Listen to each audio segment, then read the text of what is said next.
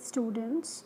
I'm your English teacher Neetu Sadhana, and I'm going to tell you about word formation. So today's topic is word formation. First of all, we take meaning of word formation. Look at the board. To making or building a new words forming in any form of basis in linguistic. That means word formation का मतलब होता है एक नया शब्द बनाना, मतलब शब्द बनाना, ठीक है. वर्ड मीन्स शब्द एंड फॉर्मेशन मतलब बनाना, as you all know about it. और लिंग्विस्टिक भी एक लैंग्वेज होती है. तो लिंग्विस्टिक के अंदर ये बताया गया है कि एक नए शब्दों का क्रिएशन करना, बिल्डिंग मतलब बनाना, ठीक है. तो वर्ड फॉर्मेशन इज समटाइम्स, कभी कभी क्या होता है, वर्ड फॉर्मेशन किसके साथ कॉन्ट्रास्ट हो जाता है, सिमेंटिक चेंज के साथ, या फिर कभी कभी उसका चेंज इडियोमैटिक भी एक्सप्रेशंस में बदल जाता है, और कुछ फ्रेसेस में भी फॉर्म तैयार किए जाते हैं. फ्रेसेस मैंने आपको क्लास में पढ़ाए हैं, नहीं तो हम नेक्स्ट वीडियो में बना के फिर से एक्सप्लेन कर देंगे, ठीक है. So this is the meaning of word formation. इसके हम टाइप्स पढ़ेंगे. Types are very important. Good evening students. As we had studied about in previous class the meaning of word formation, and now we will discuss about types of word formation. We are going to take first point, coinage. So what is the meaning of coinage here? The first type is coinage. Coinage means it invention of totally new words. मतलब coinage के अंदर हम completely नए शब्दों को ढूंढते हैं, आविष्कार करते हैं उसका.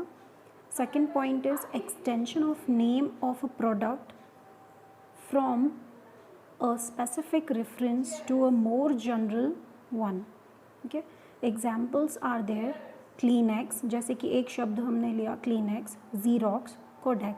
ये बिल्कुल ही टोटली डिक्शनरी के वर्ड्स हैं, टोटली डिक्शनरी में इन्वेंट किए गए हैं, न्यू शब्द हैं, न्यू वर्ड है, ठीक है. तो फर्स्ट वर्ड फॉर्मेशन का पहला टाइप है कॉइनेज. इसको हम इपोनिम्स भी कहते हैं. Words based on a new name of a person और अ प्लेस, इपोनिम्स भी कहा जाता है. एग्जाम्पल जैसे कि इसमें दिया हुआ है सैंडविच. सैंडविच खाने वाली चीज़ भी होती है, और सैंडविच एक सिटी का नाम भी है. जीन्स जिसको हम पहनते हैं, और इटली में एक सिटी का नाम भी है जीन्स. एंड वाट, ठीक है. तो इस टाइप के एग्जाम्पल्स इपोनिम्स कहलाते हैं. इपोनिम्स वर्ड्स जो कि बेस्ड रहते हैं, जिसमें कि नाम भी जुड़ा हुआ हो पर्सन का, और एक जगह का नाम भी हो, ठीक है. तो ये सारे वर्ड्स जो हैं ये कॉइनेज में आते हैं. Hello, good evening students. We were studying in previous class types of word formation.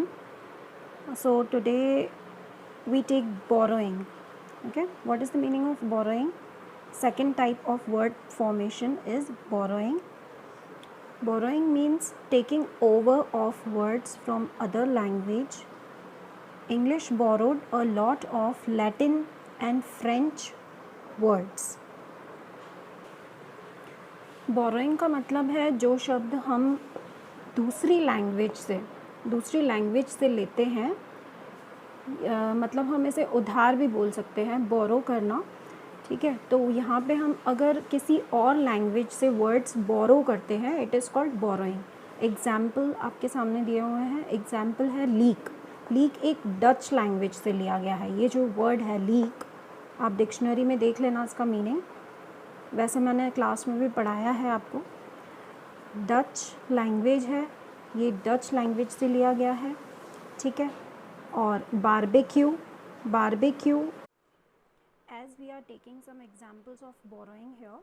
Example like एक डच लैंग्वेज से लिया गया है. बारबेक्यू एक स्पेनिश लैंग्वेज से लिया गया है.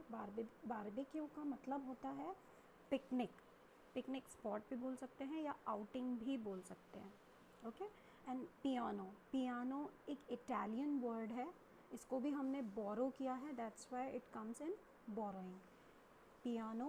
सोफ़ा सोफ़ा आपको वर्ड पता है, you are completely familiar about sofa word, ये अरेबिक लैंग्वेज से लिया गया है।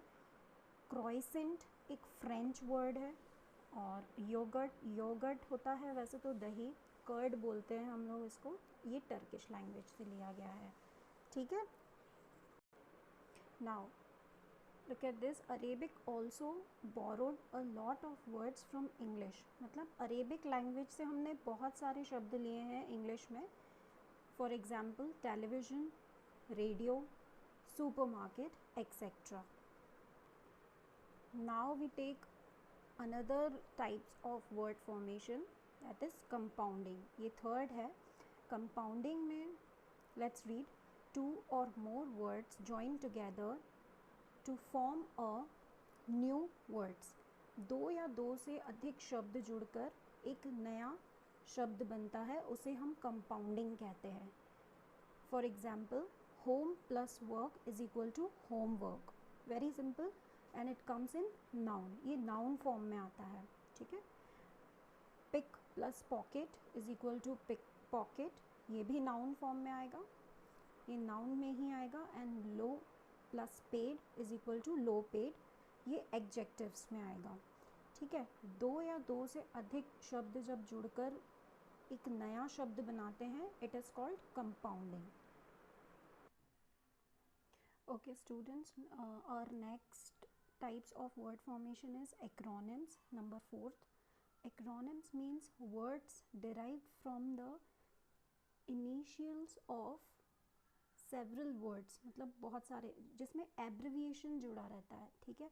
जैसे नासा, NASA, नासा, नासा का फुल फॉर्म क्या होगा, national aeronauticals and space agency, ठीक है। तो इस टाइप के वर्ड्स किसके अंडर में आते हैं, एक्रोनिम्स के अंडर में आते हैं, जिसमें एब्रिविएशंस होते हैं, याद रखिएगा ये, जिसमें एब्रिविएशंस दी जाती हैं।